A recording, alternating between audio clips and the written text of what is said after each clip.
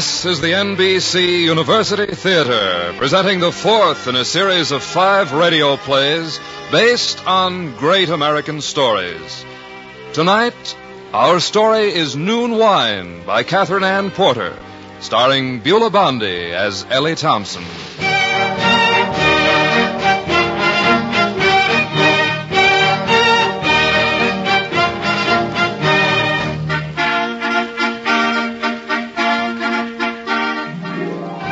You hear that tune? You don't know what it is, do you? No way for you to know. I don't know either.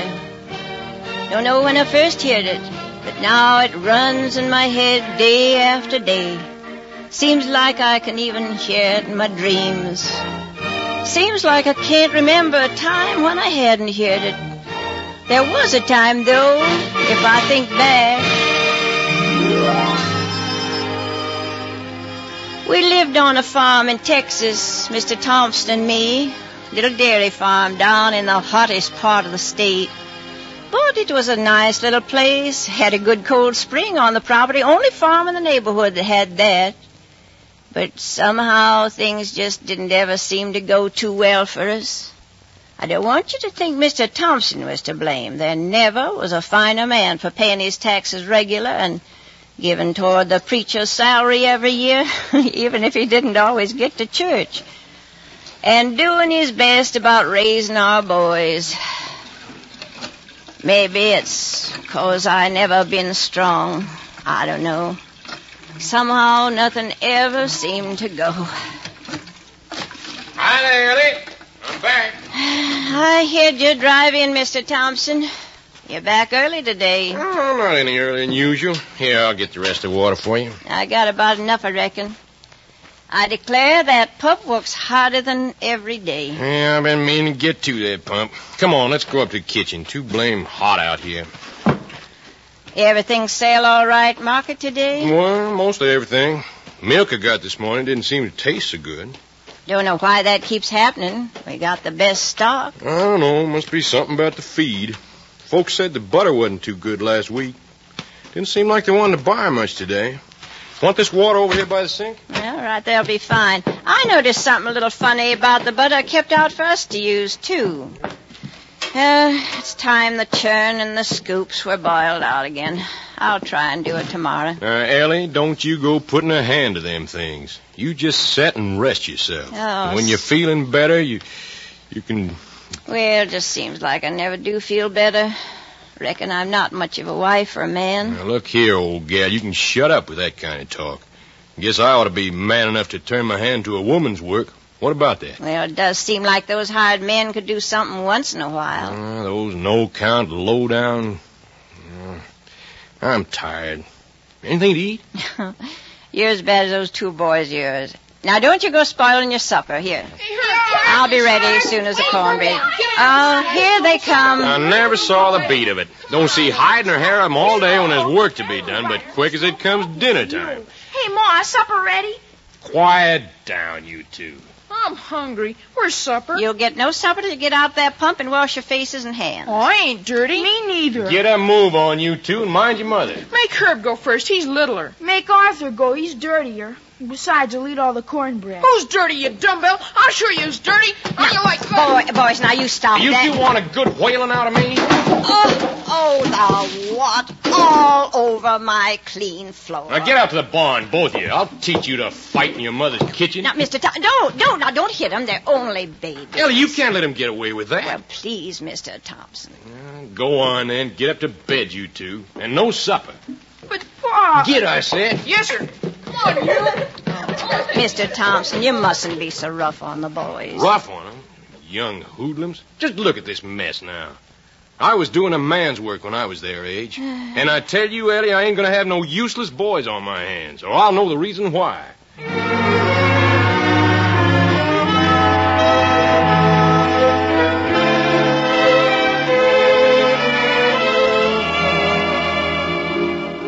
Well, that was the way things was.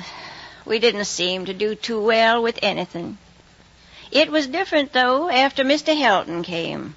Just walked in off the road one day, And somehow everything was changed. Not right away, of course.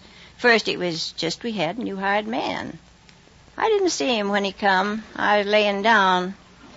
Mr. Thompson was doing my work like always, churning the butter. He never did like to churn, and he did it kind of like he was driving a horse. I could hear the churn a-swishing, and I heard the gate creak out in front, and after a minute, there was voices. Howdy, stranger. Can I do something for you? I need work. You need a man here? Work, huh? Well, sit down. Maybe we can make a deal. I'm a good man. Well, I can use one. I had a couple, but they got in a scrape and landed in jail. Where'd you work last? North Dakota. North Dakota? That's a right smart distance off, ain't it? I do everything on the farm. Cheap. I need work. That's all. Well, Thompson's my name, Mr. Royal Earl Thompson. Helton. Olaf Helton. Well, what I want to know is, Helton, how much you fixing to gouge out of me? I'm a good worker. I got $1 a day.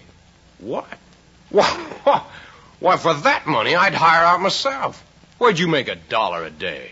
North Dakota. Wheat fields. Well, this here's a dairy farm. And just one man to another, I don't make any more than $1 a day myself. No, sir. We get along a lot less How than... much? Well, now, I paid them other fellas $7 a month for the two. But I'll tell you what. I'll give you $7 yourself, and you can eat at the table with us and be treated like one of the families, the fella said. That's all right. I take it. It's a deal, then, huh? Where'd you say you worked last? North Dakota. Well, one place as good as another, I reckon. You're a foreigner, ain't you? I'm a Swede. A Swede? Well, I'll be darned. I never seen any Swedes in this neck of the woods. That's all right. I might even say you're the first Swede I ever laid eyes on. That's all right. A Swede. Well, you might as well start in with that churn. You know what to do with butter after you get it, don't you? I know butter business. Well, I'll be going along then and tell Miss Thompson you're here. Ellie? Oh, Ellie, you sleep? No. What's all the noise out there? Your head feel any better? Oh, I don't know. What is it out there? The fella says he's a Swede. Says he knows how to make butter. Well, I hope it's the truth. Don't you fret. He'll finish up the butter anyway. Well, I'm going to ride in town and get a little order of groceries. All right, Mr. Thompson. Now, don't you linger now. Don't know what you're talking about, Ellie. You do, too. Don't you be going to the hotel. Now, Ellie, a couple of little drinks never hurt nobody. I never took a drink in my life, and what's more, I never will. Oh, wasn't talking about women. Now, Mr. Thompson. You just lie right there and go to sleep, Ellie. I'll be back before you know it. Now, you just remember what I said, Mr. Thompson. You remember.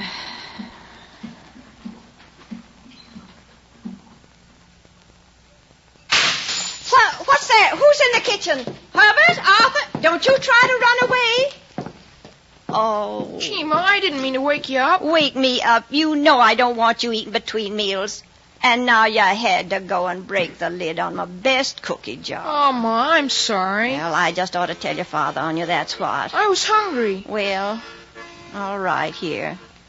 Take your cookie as long as you're at it. And Hey, Ma, listen. What's that?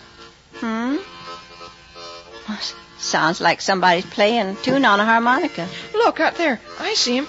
Down by the shack there. Well, will you look at that? Sitting there big as life in the middle of the afternoon. Must be that new hired man your father took on. He's funny looking. Think your father said he was a Swede. Now, if that ain't just like him, gets rid of a couple of no accounts and gets another one to take their place. He plays good. What's he playing? Plays well, Arthur. I'm sure I don't know what it is, but he's got no business playing at all with the work to be done. You coming along with me down to the spring house. I just want to see what he's done with that butter. Hey, Ma, what'd you say he was? A Swede. What's that? Well, somebody from Sweden. Where is that? Oh, long way off. I don't know, and I don't care. I'm just going to speak to that fella if nothing's done. Go on in the spring house. Now, watch out for that door. It's getting ready to fall up. No. Looks like it was fixed. Well, I declare... So it was? Well, wonder when your father... Well, let's have a look.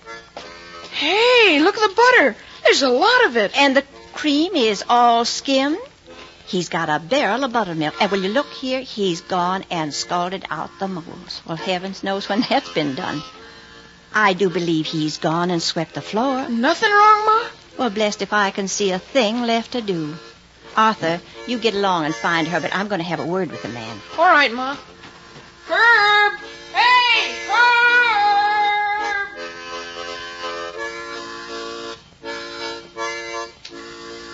I'd been all ready to scold him, poor man, and all that good, clean work done in no time at all.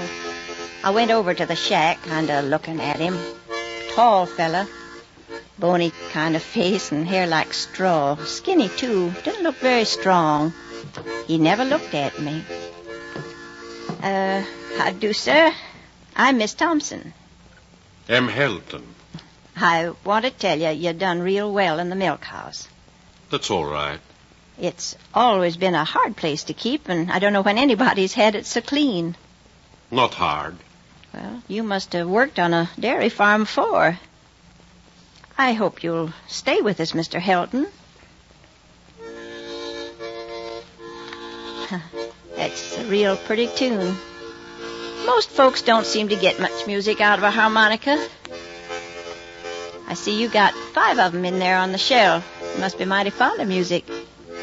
Mr. Thompson used to play an old accordion we had, but the boys broke it up. What you say? Oh, you know how little boys are. You better set those harmonicas up higher. They'll be after them. Mr. Helton, look out you don't fall. There.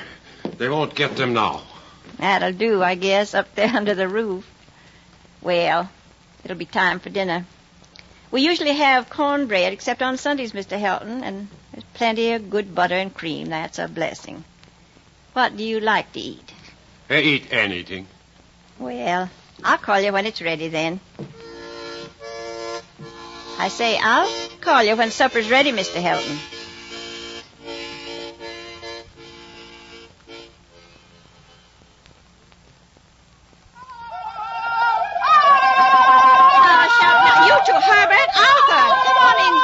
Supper's nearly ready. We was playing Indian, Ma. Well, you play later. Your pa'll be right in. You all washed. You know what'll happen if you ain't. Yes, we're washed. Hey, Ma, when can I see the big Swede? Arthur says there's a big Swede. Now, you stop talking like that about Mr. Helton. Hey, Ellie, I took a look around. That Swede sure is grinding out the labor. Supper nearly ready, old gal?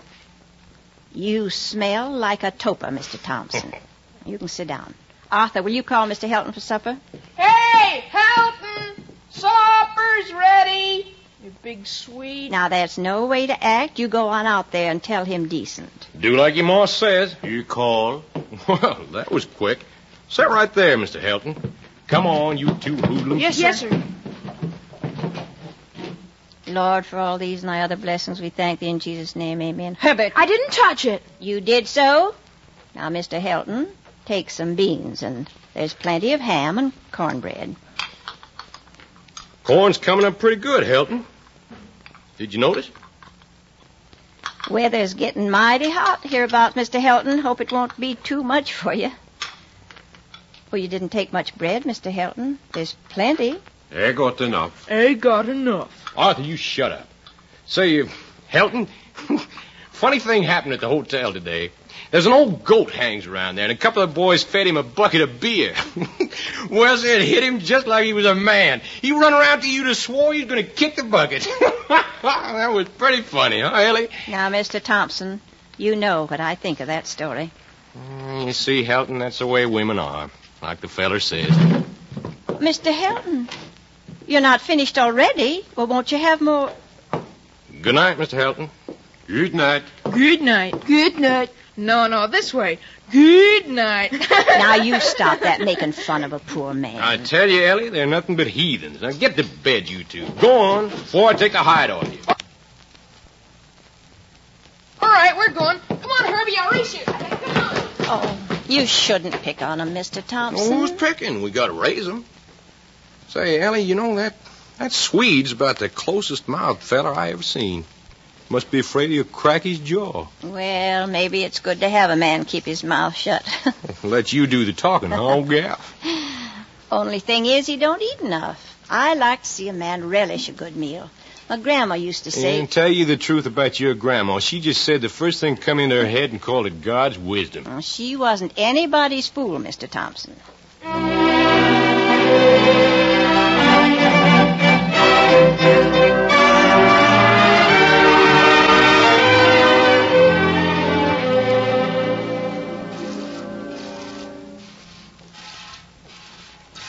Morning, Helton.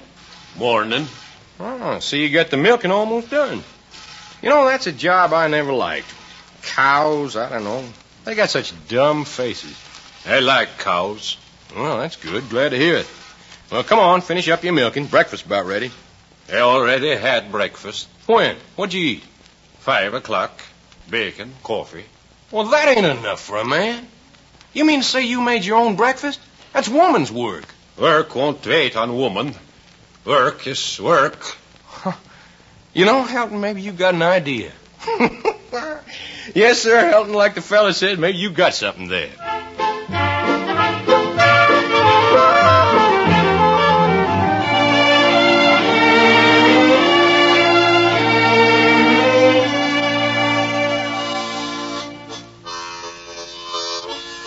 Say, Helton, keep an eye on the place, will you? I got to go into town and get some feed. Don't buy feed. I got a bin full of old corn saved up. Be enough. Don't buy feed. What's this picture you give me, Helton? Cheese press. They sell it in the mail order house. You buy this. What for? It's a good thing. You buy this, I make cheese. Cheese is good to sell. Say, Helton, what's become of that old rake I had laying around? In my shack. No good this way. I fix it. Well, Ellie, I went and asked Mr. Helton if he wanted to go to church with you on Sunday, like you said. What did he say, Mr. Thompson? What do you think? Says Sunday's like any other day. He's got work. I tell you, Ellie, that fella's a working fool.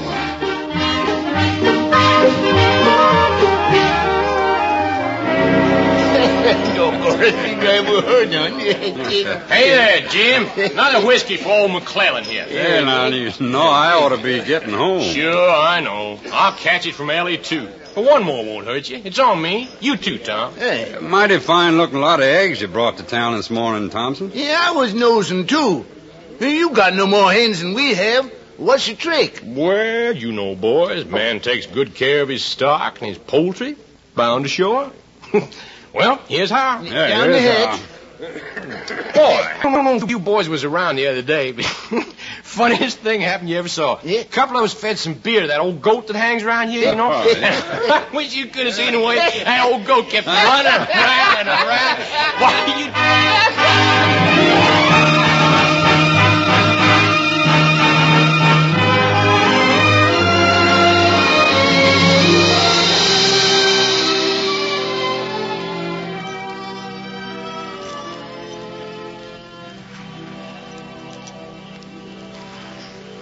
Nice out here this evening, ain't it, Mr. Thompson? Sure is, Ellie. But I never thought I'd have nothing so fancy as a swing on my front porch. Oh, now you hush. You don't mind sitting in it, I notice. It's real pretty. Well, you look real pretty yourself, old gal. Oh, Mr. Thompson, I do not. Well, I say you do. Say, Ellie, you know, I've been thinking, we got a little extra in the bank now. Ain't it about time you was buying yourself a fancy new dress? Oh, I got no need for one, Mr. Thompson. Sure you do. I got the finest looking wife in the county, and I aim for folks to know it. A dress. And one of them flimsy things. You remember that blue thing you had when you was teaching Sunday school before we was married? Oh, I declare. You always liked that dress, but I never thought you remembered it. Why, that was a long time ago. Not so long as all that. Guess Helton's got all the chores done. I give him another raise in pay today. Did he ask for it? Oh, you know he don't ask. There'd be too many words for him to talk. I'll just give it to him. Well, heaven knows he's worth it. He sure is. I don't mind letting him know I appreciate it. I reckon he'll buy a new harmonica. He's got 10 now. 10? I had to go down the shack the other day, and I seen him. Well, you'd think with all that he could learn one new tune. Just one. Well, it's funny.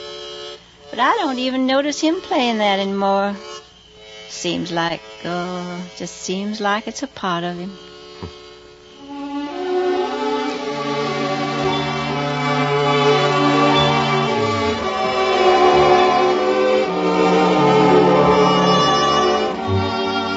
It was in the 3rd year Mr. Helton was with us that something happened. Kind of worried me for a while, and then I forgot about it. I'd been down in the garden patch pulling up some carrots and beans for dinner. The vegetables grew wonderful, the way Mr. Helton kept the patch weeded and manured the soil every fall. But it was when I was walking back up the house I saw what frightened me.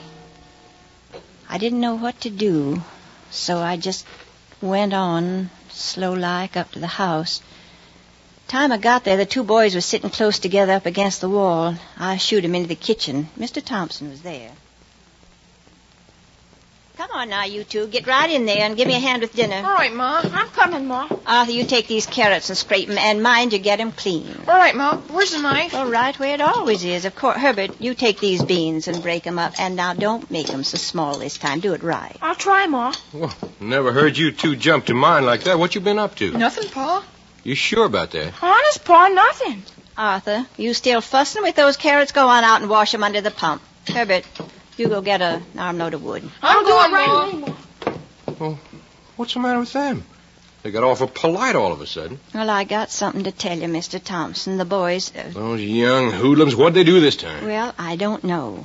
But I was coming up from the garden just now, and I seen Mr. Helton with the boys. And what about him? Well, he took the 2 of 'em, one at a time, and he gave 'em each a shaking like I never saw.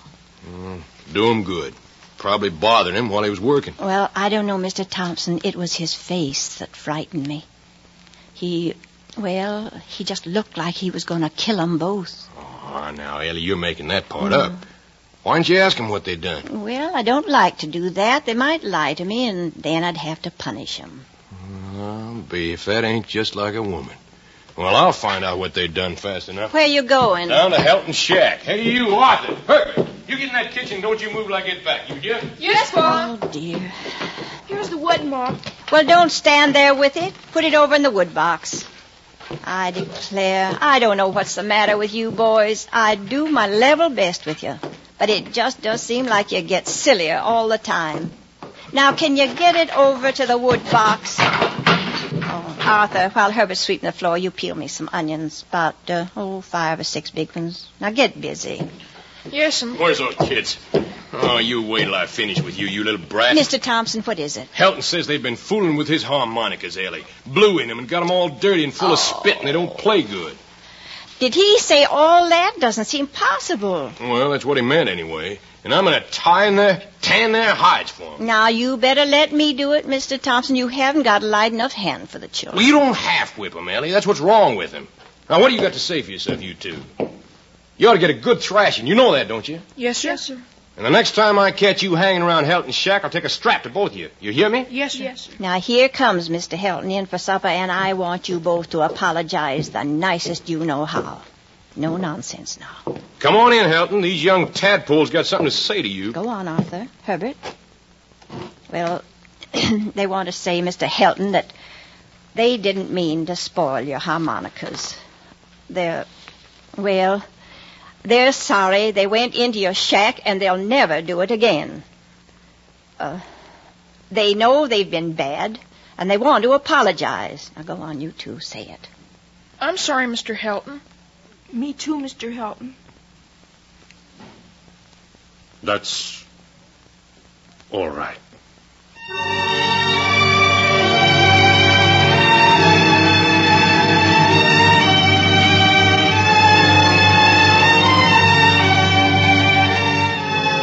By the time I went to sleep that night, I'd about figured out that what really scared me was the idea Mr. Helton might go away. I just couldn't think at all of what we'd do with him gone.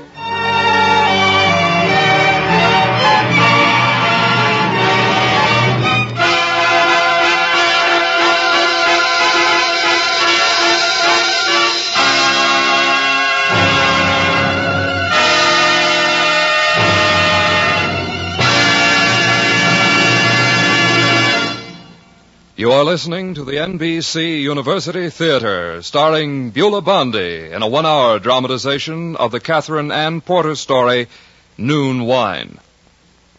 Now you will hear from Mr. Clifton Fadiman, distinguished literary critic and master of ceremonies for Information Please. Speaking from New York, Mr. Fadiman.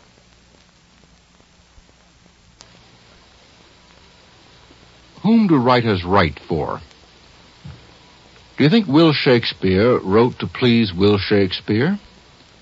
Or did he write to please the people who paid their money to crowd into the Globe Theater at the opening of a new melodrama called Hamlet?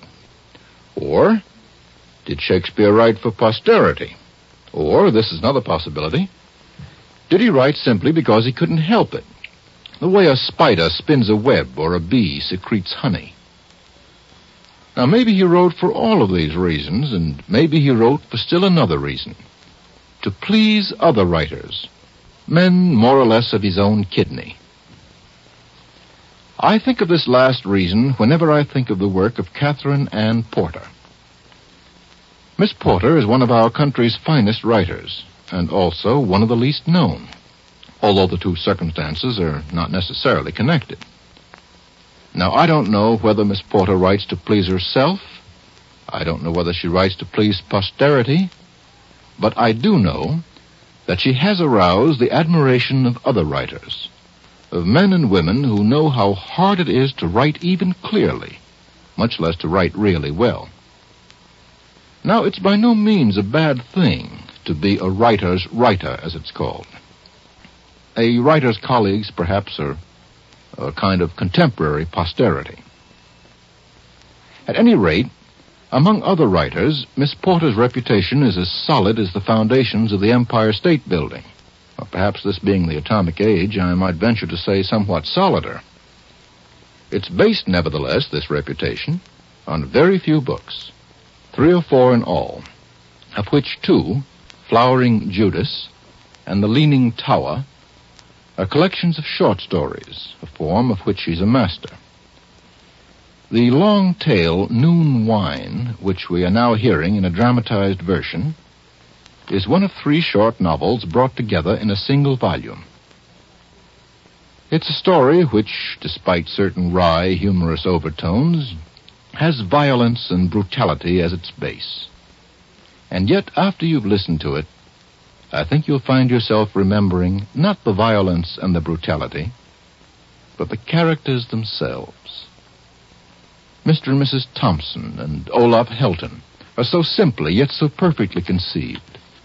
They're so fatally linked by a destiny imposed upon them, not, it would seem, by Miss Porter's art, but by the dumb drives and forces in their own hearts. Catherine Ann Porter has the ability to create by suggestion. She makes us sense more than she tells. The apparent content of her stories has less dimension than her real subject matter. Her very sentences and paragraphs reverberate quietly in the mind.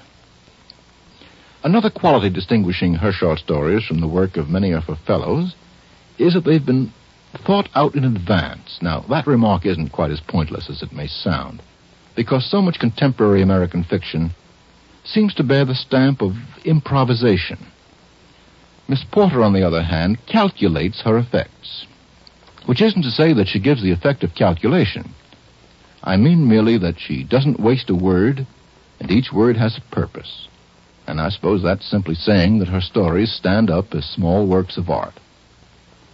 James Joyce, the author of Ulysses, had a simple, but to my mind quite profound way of saying of an author whose work he was unable to admire, but it's not really written. Now, in this sense, Miss Porter's stories seem to me written. You may not care for them, but you'd be hard put to it to think of any other way in which they could be composed. They're final. I hope Catherine Ann Porter will become better known to more Americans, for she's an American product of which we can be truly proud. In a moment, our story continues from Hollywood. Meanwhile, we pause briefly for station identification. And then, well, I can't rightly say just how it happened, It started on a hot day in August. The dust was everywhere, even though Mr. Helton sprayed down the front yard with a hose every evening. Mr. Thompson was dozing on the front porch when the man drove up. I seen him out the window, sort of a fat man with a mean kind of a face, not the kind you'd take to it all. I just wondered what anybody'd be hiring a rig and driving out for a day like that. But then I didn't pay no attention. It was just too hot. Hey there. Huh? Oh, how do, sir? I must have dozed off. Well, a man's got a right to do that day like this. You Mr. Thompson, Mr. Royal Earl Thompson? That's my name. Well, Hatch is my name, Mr. Homer T. Hatch, and I'd just like to have a little talk with you. It won't cost you a cent. Guess that's fair enough. Why don't you sit down right here and tell me your business? Don't want to hurry you, but we got our chores to do. Well, now, Mr. Thompson, fact is I'm looking for a man named Helton, Olaf Eric Helton from North Dakota. If you got him here, I wouldn't mind having a little talk with him if it's all the same to you. I don't know his middle name, but he's right here. 9 years now. Mighty steady man. You can tell anybody I said so. Well, I'm glad to hear it. Glad to hear you settled down and mended his ways. If you want to speak to him, I'll go round him up. Oh, no hurry. A few minutes don't make no difference. Well, you got any business with him, he'd like to get it over with. He don't dawdle any. That's him playing that tune now. Now's your time. Still playing that, is he? Know it like the palm of my own hand. Never heard him say what it was, though. Yeah, that's a kind of Scandinavian song. Sing it a lot up in North Dakota. Says something about feeling so good in the morning you drink up all your liquor before noon. All the liquor you was saving for lunch. It's a kind of a drinking song. Well, Mr. Helton don't drink. Plays that tune, though, eh? Yes, sir. Played it 15 years ago in North Dakota. Used to play it in the asylum when he wasn't in the straitjacket. What's that you say? Shucks, no, I didn't mean to tell you. What I say is, if a man's lived harmless for 9 years, it don't matter if he is loony. You mean they had him in an asylum? That's where they had him. That is till he busted out and disappeared, and now I come along and find him here. Well, he don't act crazy to me. He acts like a sensible man, saves his money. Well, if he's crazy, I think I'll go crazy for a change. That's a good one, that is, yes, sir. Let's all go crazy and save our money, eh? Well, that ain't what I said. And about this Mr. Helton, I got nothing against him because he went loony once or twice, and I don't aim to take no steps about it, neither. Well, if a man don't care who he associates with, I'd like to see anybody hiring a lunatic around North Dakota after what he done. What'd he do? Oh, nothing to speak of. Had a brother who was courting a girl. Brother borrowed Helton's harmonica one night to give her a serenade and lost it. Helton run him through with a pitchfork and killed him, just like that. They was going to give him the works, but they found out he was crazy, so they put him in the asylum. Now, you don't want to see lunatics at large, do you? Well, as the fella says, circumstances alter cases. Now, this Helton, he's kept my record from being 100%. Fact is, I must have rounded up 20-odd escaped lunatics past 12 years. Of course, I don't do it for the reward, but it does get to be quite a tidy sum, all told. Ain't you got none of your business anywhere else but here? Well, I just undertook to help out, like you might say. Might never have caught up with him, but you know what he did? What? Well, sir, about 2 weeks ago, his old mother gets a letter from him, and what's in it but a check for $850 just like that? Well, the old lady's getting kind of childish. I tell you, that letter made her so happy it looked like she clean forgot her son had killed his brother and went loony. Letter said he was getting on all right and for her not to tell nobody, but naturally she couldn't keep it to herself. That's how I come to know. Yeah, you could have knocked me down with a feather. Yeah, that must have been quite a nice surprise for you, Mr. Hatch. Well, knowing the family and all, the old lady was for coming right out here and see her son, but I told her I'd make the trip just for my expenses and tell her all about him. Ain't that a hot one? Yeah, that's hot, all right. And now, just what you aiming to do? Well, I don't want any violence. I got the handcuffs, and I figure the two of us can overpower him easy enough. Well, I tell you what I figure, mister. I figure that's a pretty dirty job you got. And this here, my property. And you can just get yourself off it quick, you understand? No. Look here, Thompson. Get moving. All right, I'll get moving, but I'll be right back here tomorrow. And my advice is you better give this a little thought. Yes, sir, a little thought. That dirty, rotten...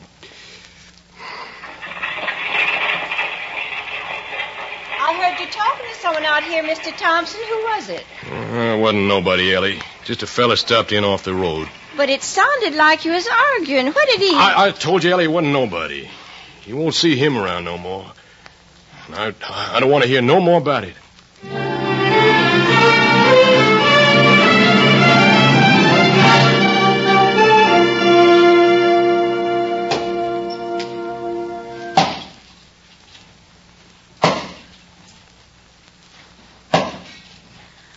I declare, Mr. Thompson, you oughtn't to have something on your head chopping wood in this hot sun. Don't you fret, Ellie. I'm just about through. Then I'm going to have me one of them cold bottles of beer out of the icebox. Why, look. If they don't come, that same fella was here yesterday. Ellie, you get on in the house. But I thought you said... Do like I tell you, get on in the house. I see you're getting a little work done, Mr. Thompson. Hatch, I told you yesterday to get off my property and stay off. Now, look here, Thompson. I gave you time to think. Now, maybe I kind of threw you off yesterday, but a man like yourself ain't going to stand in the way of getting an escaped lunatic back where he belongs. I tell you, Helton ain't crazy, and he's staying here. Now, listen, Thompson, if you won't help me, I'll get help somewhere else. Well, get it where you want, only get out. Why, you going to let me take him or ain't you? No, I ain't. Now, you get off this place, or I'll turn you over to the law. You just try it. I'll tell him... Get off, or I'll knock you down. You keep away from me, Thompson. I've got a knife. Are you going to get out of here? I'm going to get Helton. You leave him alone. You put that knife down, they kill you. There you are. Helton, stay away from him. You crazy lunatic. Look out for that knife. No, I got you. Dirty. Oh,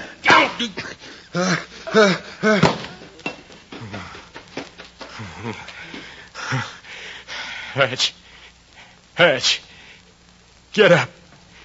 Get out of here. Mr. Thompson! Ellie, he killed Helton. Mr. Thompson, what is it? What's happened? Oh, who is this man? He killed Helton, Ellie. I had to knock him out with the axe. But there goes Mr. Helton. I see him. He's clear off there. He's running away. He killed Helton. I saw it. He killed him with a knife. I had to knock him out. But now he won't come to. Ellie, he won't come to. Mr. Thompson covered up the man with a piece of wagon canvas and rode into town for the sheriff. When he got back, he came to our room and he told me what I was to say. Never been a time before when I couldn't tell the truth to anybody. But Mr. Thompson told me what I was to say, and I said it. Ain't that right, Ellie? You seen the whole thing, didn't you? What? Come on, Ellie. Tell Mr. Burley. He's my lawyer. He's got to know everything. Now, you came out of the house, Mrs. Thompson, and you saw Mr. Hatch go after Mr. Helton with a knife? Yes, that's right. Mr. Thompson was just trying to save Mr. Helton's life. I saw it all. But I tell you, Mr. Burley, I wasn't going to kill him. I only wanted to keep him off Helton. I only meant to knock him down. Yeah, that'll be pretty hard for the jury to swallow, Thompson. You hit him with the axe, didn't you? Well, I guess I did, but I tell you, I can't remember. All I know is... Well, never mind that. Hatch didn't have any right on your property. If he had any scores to settle with Helton... Well, he was coming to take him because he was a lunatic, and he wasn't no lunatic. You can't say that. You'll have to say you didn't know what Hatch was there for. Well, why? Well, it won't do your case any good for the jury to know that you knew that man was crazy. Not after the way he acted. Oh, poor Mr. Helton. He was so good, so quiet. Well, from the way the sheriff told me, there wasn't anything quiet about him, Mrs. Thompson. Ran through those woods like a maniac, picked up rocks, and tried to brain every man that came near him. But did they have to? They didn't mean to hurt him, but they had to catch him. Maybe never would have got him, but he stopped to pick up a couple of harmonicas that fell out of his pocket. Can you imagine a man thinking about harmonicas at a time like that? Him, I can. They tried to go easy on him, but, well, he was hurt too bad already. He couldn't live. Now, nobody's going to believe he was as quiet as you say for 9 years. So you just don't say one word in that trial without I tell you. But I gotta tell him. You don't gotta tell him anything. You plead not guilty and I'll do the rest. I promise you, Thompson, in a couple of weeks, you'll have forgotten all about it.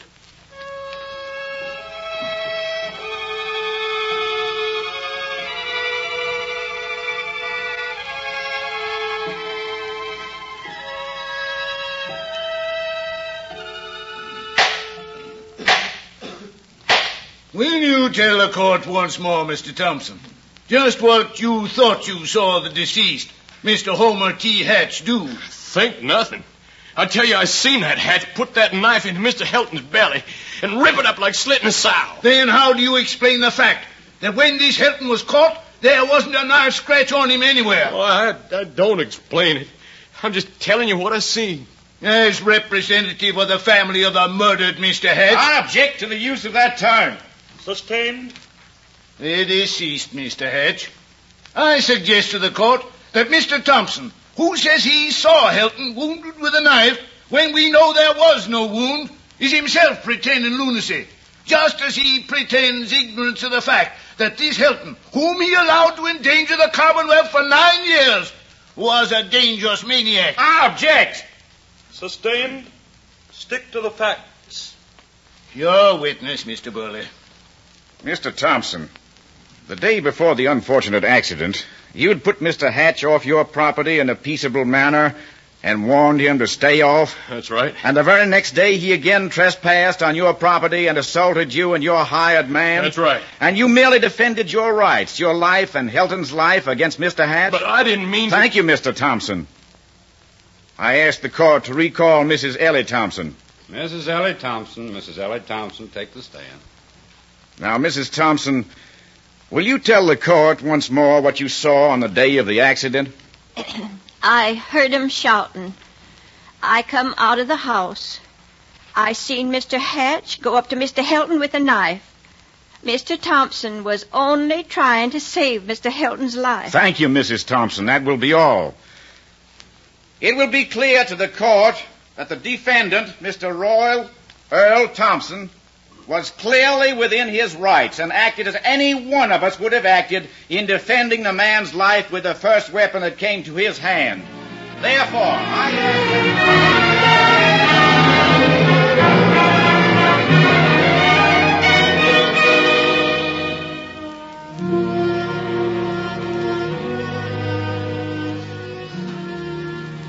I kept saying what I was supposed to say. That I'd seen the whole thing and that everything Mr. Thompson said was true. But I keep seeing the faces of my boys sitting there in the front row. And then, after it was all over, Mr. Thompson couldn't leave it alone. If only he'd left it alone, we might have made out some way.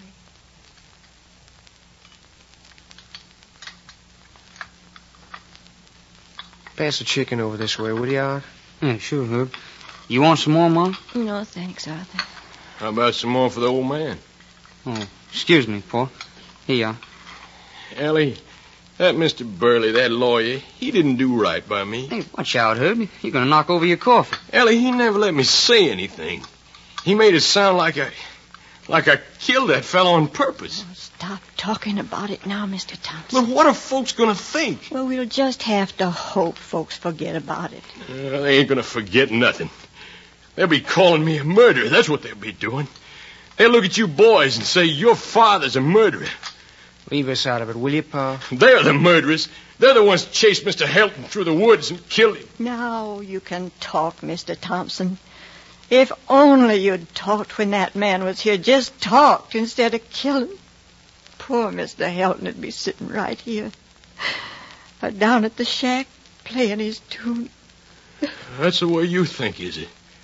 Well, what can I expect from the neighbors when my own wife turns against me? I ain't turning against you, Mr. Thompson. I ain't. Leave it alone, Pa, can't you? You had a fair trial. You got off, didn't you? What's the sense of talking about? There wasn't no fair trial when a man can't get up and say he didn't mean what he done.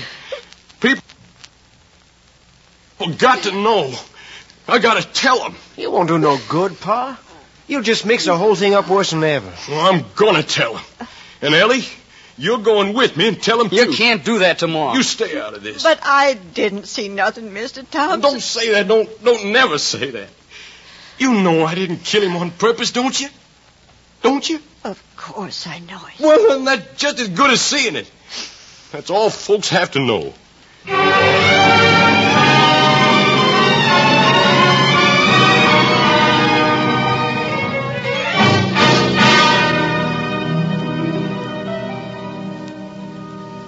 Like I say, McClellan, me and Ellie were just driving along this way, and we thought we'd stop in like. Well, mighty thoughtful of you, Thompson.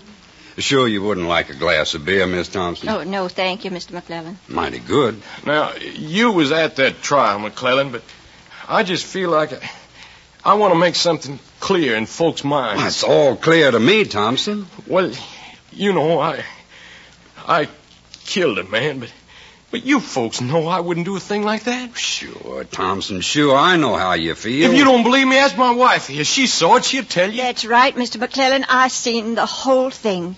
Mr. Thompson told the real truth. Well, now, what makes you think I wouldn't take your word on it, Thompson? Didn't you swear on it at the trial? Yes, sir, you had a fine, fair trial.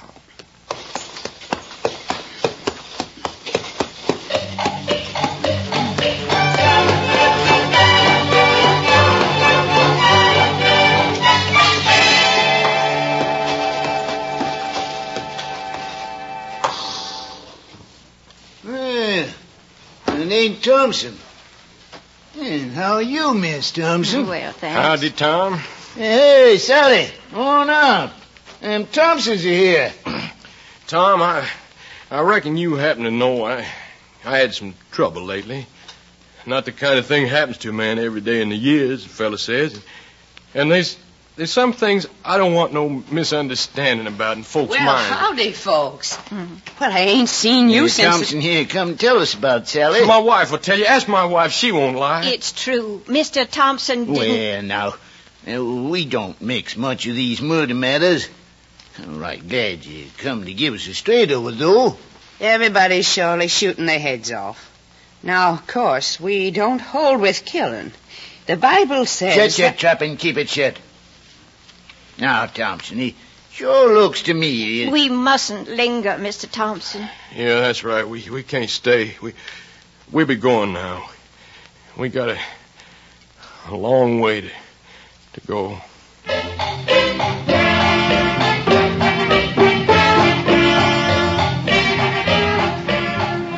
You was there, Ellie. You saw it, didn't you? Yes, that's the truth. Mr. Thompson was trying to save Mr. Helton's life. Just ask my wife. She won't lie.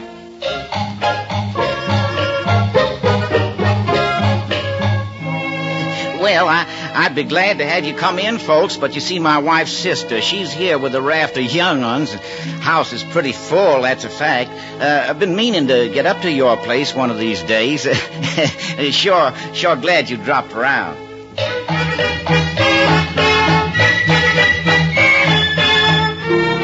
Them folks always was fair weather friends. Let's go home, Mr. Thompson. Let's go home.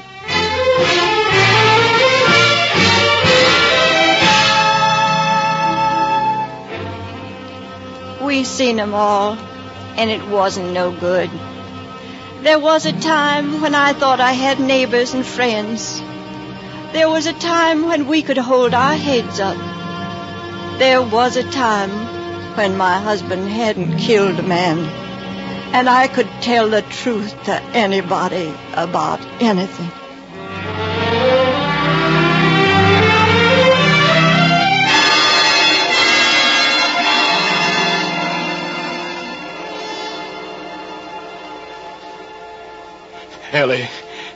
Ellie. You sleep, Ellie? No, I'm awake, Mr. Thompson. I just don't understand it, Ellie. I don't understand how that Hatch fella come to get killed. Oh, never mind. Never mind. Farthest thing from my mind was killing. You know that? Yes. I seen that knife go into Helton. I seen it. Didn't I? You said so. Because if I didn't see it, then I done wrong. I done wrong.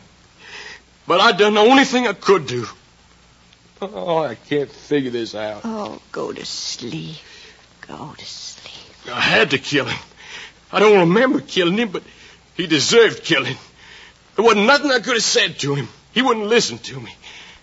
Dirty, yellow-livered hound coming around after an innocent man, ruining a family, never did nobody no harm. I had to kill him. Ellie had to. Ellie! No! Ellie. Ellie, what is it? Light the lamp. Arthur! Herbert! Oh, Ellie. Ellie, now you stop that. I heard Ma scream. Ma! What'd you do to her? Nothing. All of a sudden... No! She's scared. She's scared to death. What did you do to her? I didn't touch her. Well, you must have. Oh, Ellie. Ellie. Get away from her. You come near and I'll blow your heart out. Well, Arthur, I'm your paw. More's a pity. Boy, you young whelp. I can still beat the stuffing out of you. Go on, try it. That's right up your line, isn't it? Oh, Arthur, don't. Mama. Art, look at her. She's fainting. Get pneumonia. Get it yourself. I'm not going to leave you here. Go on, Art, go on. I'll stay. All right. Ma, don't die. Don't die. Oh, Herbert, you cut out that shut talk. up. Mama. Herbert. Well, take it easy, Ma. You're going to be all right.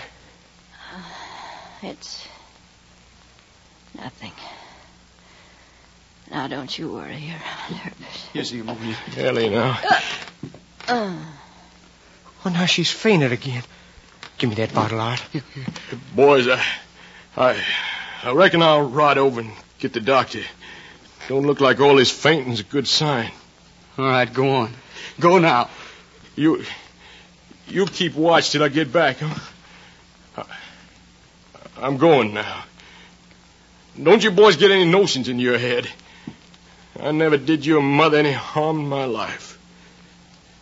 Well, look after her. You hear me? Is he out?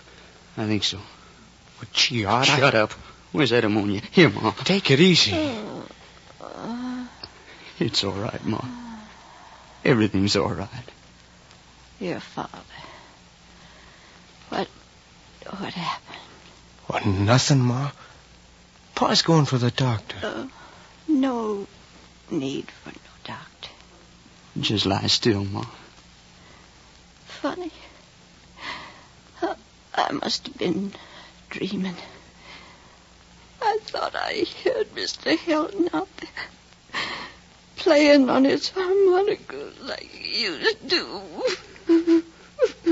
He ain't there, Ma.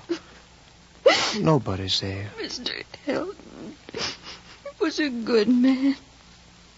Your father, he's a good man, too.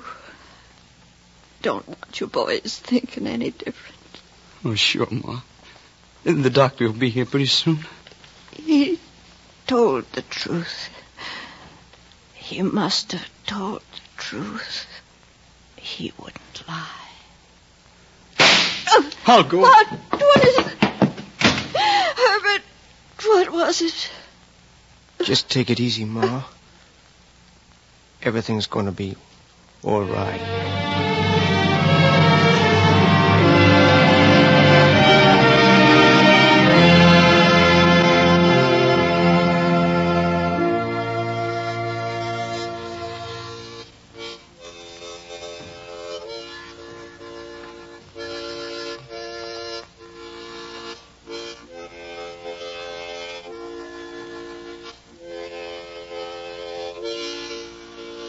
Mr. Thompson was down at the end of the second field.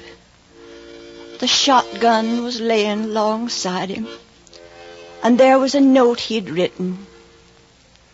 Before Almighty God, I do hereby solemnly swear that I did not take the life of Mr. Homer T. Patch on purpose. It was done in defense of Mr. Helton. I did not aim to hit him with the axe, but only to keep him off Mr. Helton. It was my belief at the time that Mr. Hatch would have taken the life of Mr. Helton if I did not interfere.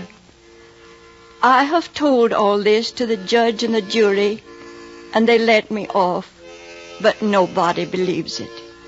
This is the only way I can prove I'm not a cold-blooded murderer, like everybody seems to think. I done the only thing there was to do.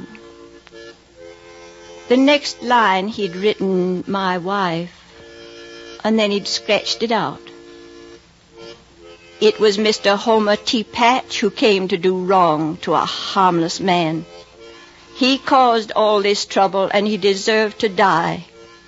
But I'm sorry it was me who had to kill him. So that's the way it was. Folks are being kind now. I reckon you have to go on living some way. But that tune, they said it was about a man drinking up all his noon wine. He felt so good in the morning. If only that tune wouldn't keep running in my head.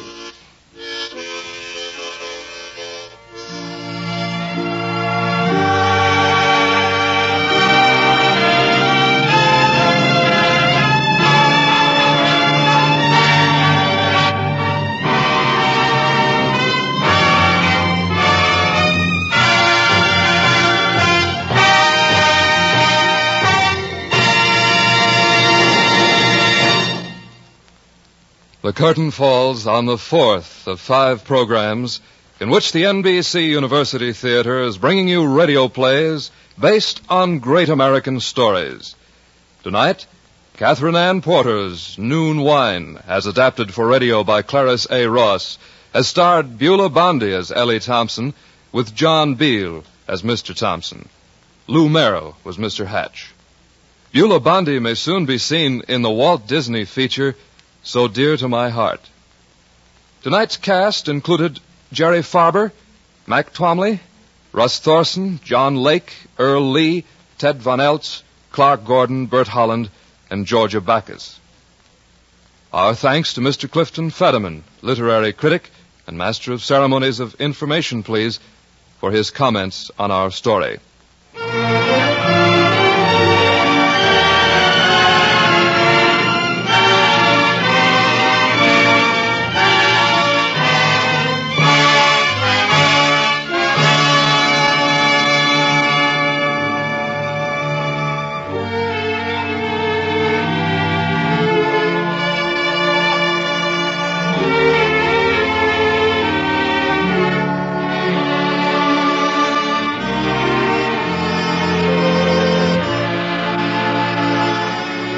The orchestra was conducted by Henry Russell, who composed original music based on the Swedish folk song Hail and Gore for our play.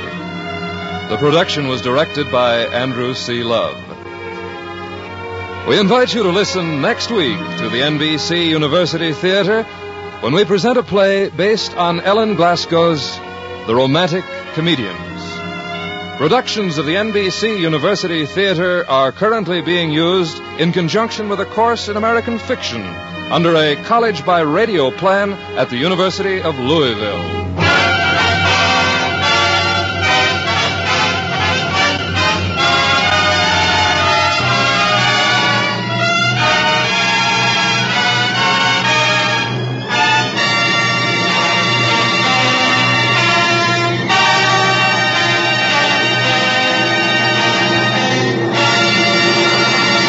This is NBC, the national broadcasting company.